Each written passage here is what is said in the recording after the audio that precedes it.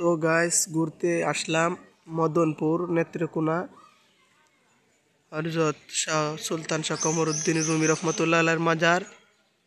চলেন এখন গিয়ে মাজারের ভিতরটা গিয়ে আস্তে আস্তে দেখি যাচ্ছি, আপনারা আমার সঙ্গে থাকুন, থেকে দেখেন এই যে সুন্দর মাজার। এই মাজারের এখানে সমস্ত মুরগি গরু ছাগল রাখা হয়, যে এগুলা সব মাজার শরীফের দান বাক্স। এই যে এটা হলো গে হযরত যিনি শুয়ে আছেন এখানে, তার পরিবারের সমস্ত লোক যারা মারা যায়, বংশগত যারা মারা যায় তাদের কবর দেওয়া হয় এখানে। এই যে দেখেন এখানে এখানে দেওয়া হয় কবর তার বংশের লোকেরারে। আসেন ভিতরে যাই, ভিতরে গিয়ে তার পুরো কবর মুবারকটাকে দেখি গিয়া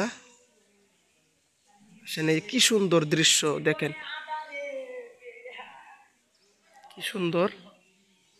এই যে এটা দেখা যাচ্ছে, এটা লগে কমরউদ্দিন রুমি রহমতুল্লাহ ওরফে সুলতান সাহেবের মসজিদ। এটা দেখেন, এই যে এটা হলো তার সেই মাজার শরীফে ঢোকার গেট। গেটের সামনে এটা দুটো কি আমি জানি না, দেখেন ভিতরে ঢুকি গিয়া এই যে এটি হলো গে হযরতের মাজার। আমি মাজারের গেটটা এখন আপনাদেরকে দেখাবো। এই যে এটা হলো গে হযরতের মাজারের গেট, এখান দিয়ে মাত্র হেঁটে আসলাম আমি। এই যে এটা হলো গিয়া তার মসজিদ, মাওলানার মসজিদ। এই যে এটা তার পশ্চিম উত্তর দিকের দৃশ্যটা দেখেন, অনেক সুন্দর একটি দৃশ্য। এখন আমরা চলে যাব তিনার মাজার শরীফ, মাওলানা হযরত সুলতান কমরউদ্দিন রুমি রহমতুল্লাহ আলাইহি মাজার শরীফ আগমন। দেখেন সনটা দেখেন 446 হিজরি, এটা তিনার আগমন এইখানে দেখেন। এই যে আস্তে আস্তে যাচ্ছে, এটা হলো দান বাক্স, এটা হলো গিয়ে তার দান বাক্স। এই যে তার মাজারের চারিদিকের দৃশ্য। এই যে এটা হলো কবর হযরত সুলতান শাহ। আমার গায়ের লোম কাড়িয়ে যাচ্ছে, তা এমন এত বড় একজন আল্লাহর ওলির মাজারের সামনে আমি দাঁড়িয়ে আছি। দেখবেন ভিডিওটা আপনাদের কাছে যদি আমার ভালো লেগে থাকে, আপনাদের ভিডিওটার মধ্যে লাইক কমেন্ট শেয়ার করে দিবেন, আর কমেন্টে জানিয়ে দিবেন কার কীরকম লেগেছে। তো এই যে এগুলা কি জানি, এই যে দেখেন কত সুন্দর দৃশ্য, ফুলের বাগান। এই যে ফুল গাছ, এই যে ফুল, এই যে ফুল, এই যে দেখেন।